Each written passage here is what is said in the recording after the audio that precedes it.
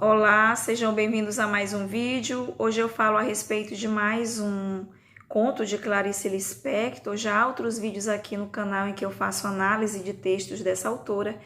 E hoje eu falo sobre o conto Restos de Carnaval. Para compreender os comentários a respeito deste conto, é importante que se conheça que primeiro se faça a leitura. O conto Restos de Carnaval começa da seguinte maneira: não deste último carnaval, mas não sei por que este me transportou. Ela usa aqui o verbo transportar, que nós percebemos desde o início, que a narradora vai ser transportada para um outro momento da sua vida. O que se sobressai neste conto, que fica em primeiro plano, é o espaço interior e não o espaço exterior.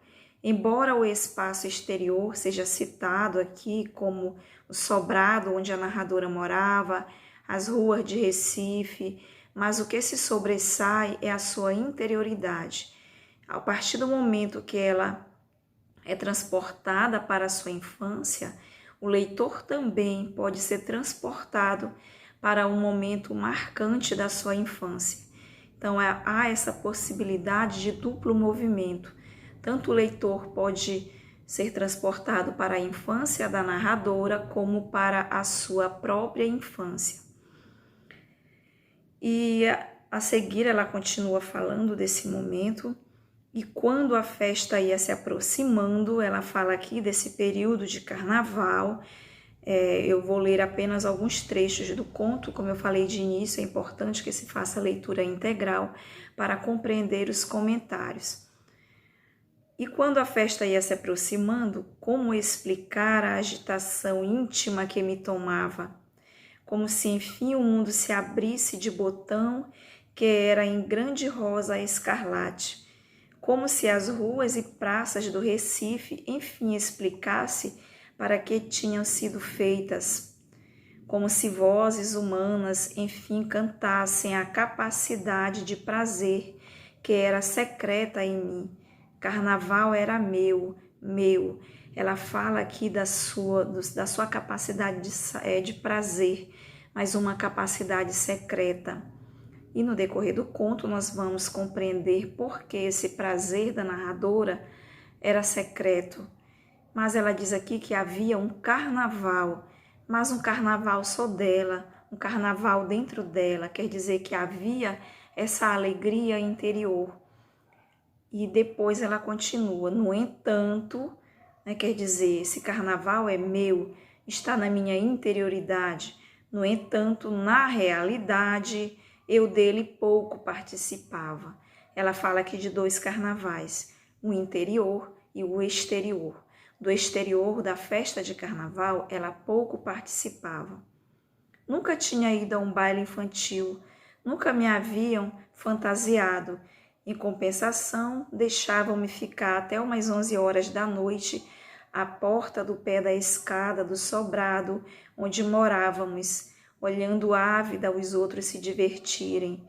Duas coisas preciosas eu ganhava então e economizava-as com avareza para durarem os 3 dias, um lança-perfume e um saco de confete. E aqui percebemos que a narradora precisava economizar. Está se tornando difícil escrever, porque sinto como ficarei de coração escuro ao constatar que, mesmo me agregando tão pouco à alegria, eu era de tal modo sedenta que um quase nada já me tornava uma menina feliz. Vejamos agora o que ocorre aqui no conto. Ela diz que está se tornando difícil escrever. Quando ela diz, está se tornando difícil escrever, percebemos que não se trata aqui da criança que esperava pelos dias de carnaval. Agora é a adulta, mas há algo dessa menina nessa adulta. Isso nos leva também à compreensão do título do conto, Restos de Carnaval. Há marcas desse carnaval, há marcas dessa infância nessa pessoa adulta. Tanto é verdade isso que ela diz que está se tornando difícil escrever, porque ao lembrar desse momento da sua infância, o coração fica escuro, quer dizer, o coração fica triste. Ela usa aqui a metáfora para mostrar como ela se sente ao lembrar desse momento da sua vida.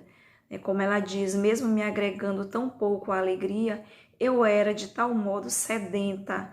É mais uma vez aqui a metáfora para mostrar o quanto ela precisava de alegria na infância.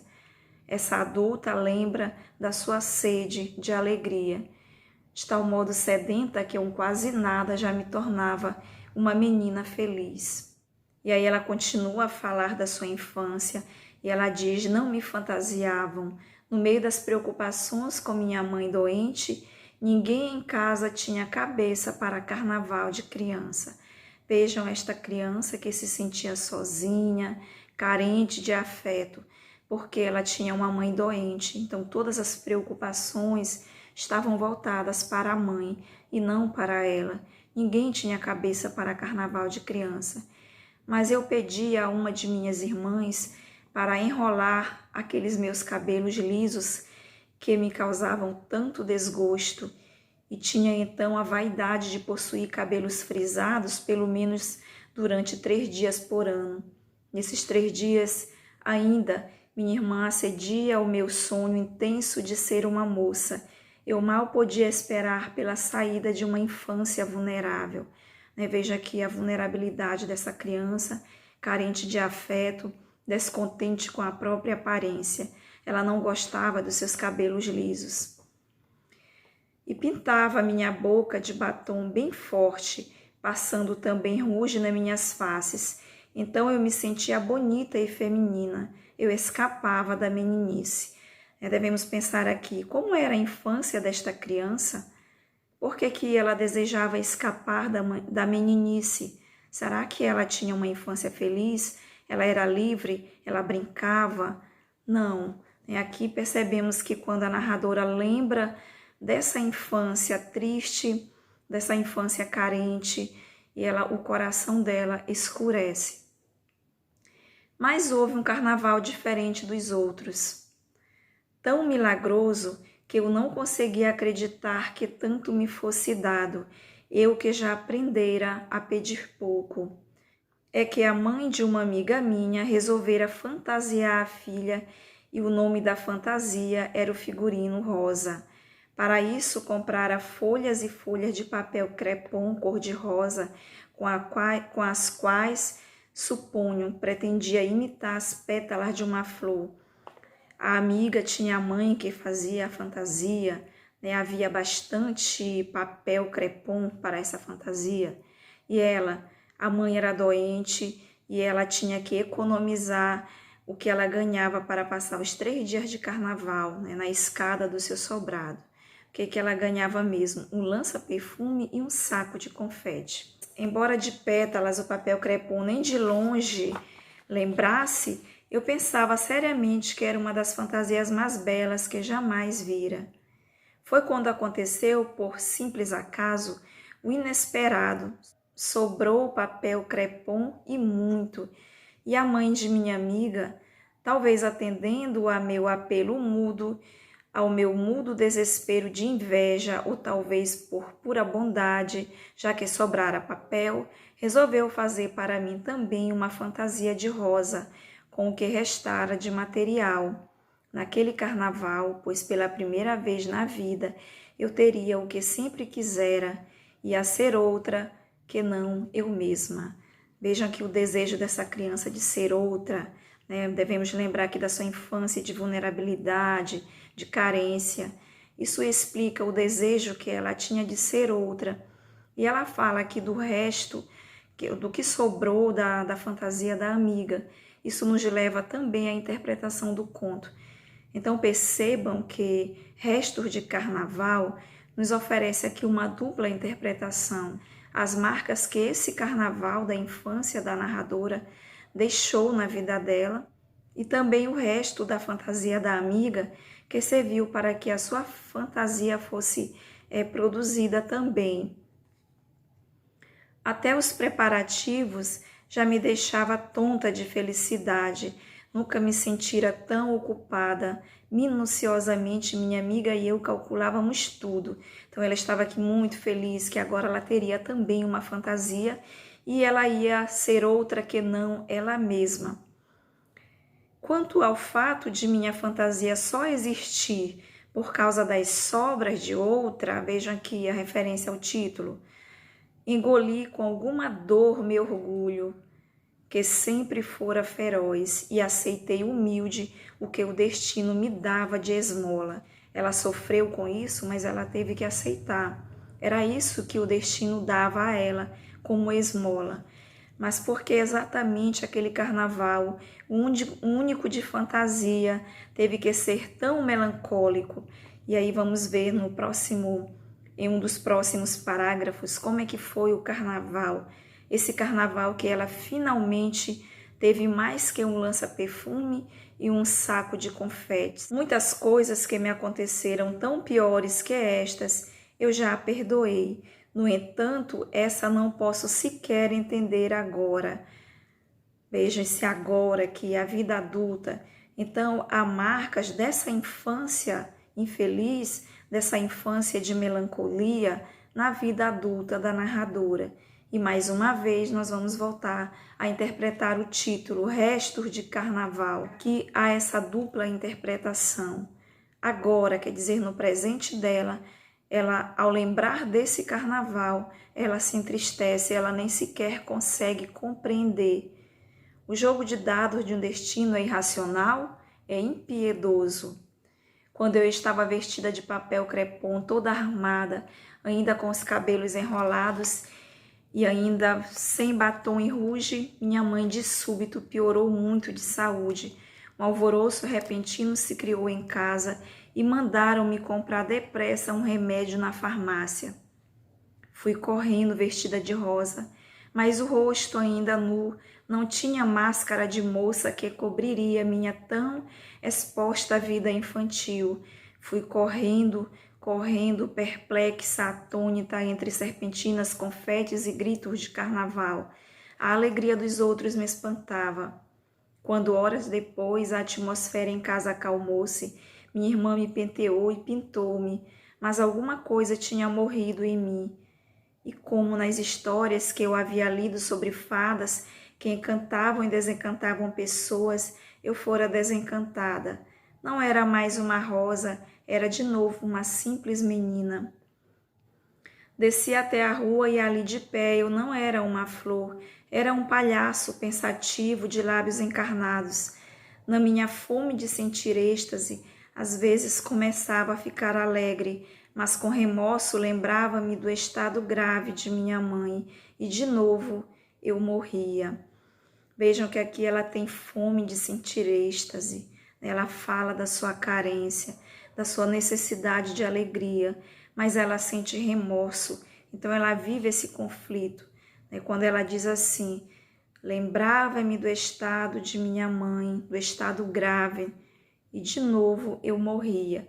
Isso nos faz pensar também lá no início do conto ainda, quando ela diz que sentia um prazer, mas o prazer era secreto, o prazer estava só dentro dela. É como se ela não tivesse o direito de ter alegria, porque a mãe vivia nesse estado grave. Só horas depois é que veio a salvação, e se depressa agarrei-me a ela, é porque tanto precisava me salvar.